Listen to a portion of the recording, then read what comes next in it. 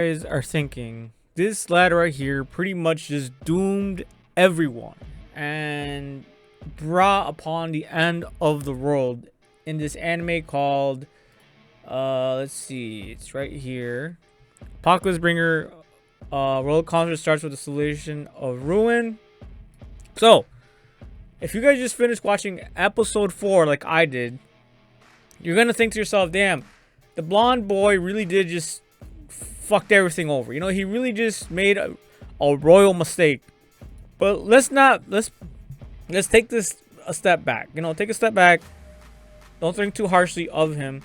Let's be fair here. To be fair, the empire of within this anime, you know, Mynoghra, they're not gonna agree with having a empire just full of evil aligned characters. Or like no one's gonna be down with that. You know, they look at a witch is here. They're already dogging on one of the heroes called Ato. How do you say Odi? What the heck? How do you say that name? How do you say her name? Odi, no, Ato the sludge. Damn, she's a sludge? What the fuck? But anyway, she's one of the heroes. You know, she's pretty much broken. You know, they keep saying that over and over again. And she's like a cheat. She's pretty much a cheat. And honestly, she's really cute too.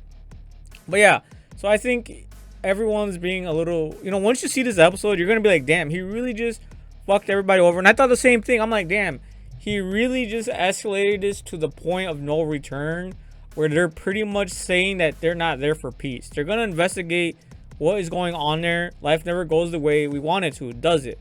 You can see here, you know, the sludge, Ato, is already, you know, saying, damn, this sucks. You know, everything was going so smoothly too. Negotiations were going really smooth. But let's be serious. They would never allow their kingdom to expand.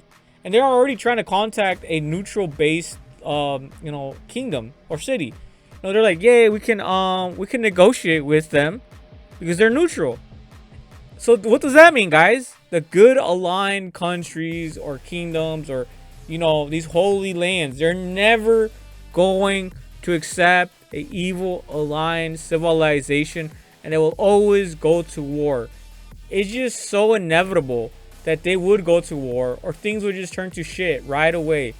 And like I said, just look at the Dark Elves. That was such a good example, you know, of the Dark Elves. You know, they pretty much ran them away from civilization to the dark continent of Mynoghra, or the lifeless, the ruins. So you can just see there, guys, they didn't even agree with keeping the Dark Elves around. You think they're gonna agree with a huge fucking empire with like an insect hero with insects, with like different beasts, different monsters and all this? No, man, they're not gonna accept it. They're not gonna be happy about it. And they're definitely not just gonna like just ignore it. They're not.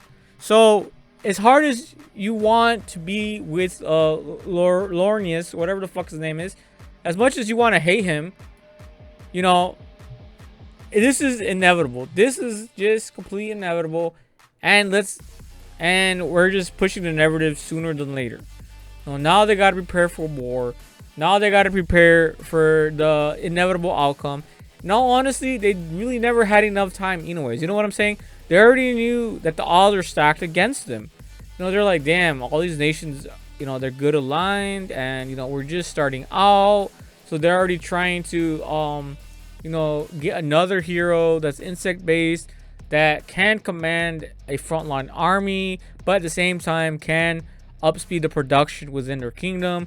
So you know what I'm saying? So an economic hero, and also a hero that is well versed within military aspects as well. So yeah, so they already know everything was stacked against them. And in all honesty, the fact that the only two options they had was, oh, either negotiate or just destroy them. And you know, if you only have those two options, it just goes to show how realistic they're being. You know what I'm saying? They're like, fuck it. If they're not just gonna leave, they're actually gonna look in here. You know, they could have invited them in, like, all right, come on in, come look at what we got. But no, the problem is that they didn't want to see that they actually had a chance of a civilization and them becoming a superpower.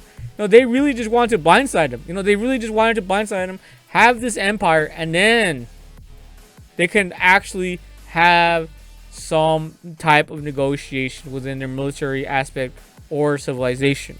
See them as a legitimate, you know, a city, kingdom, or whatever, what have you.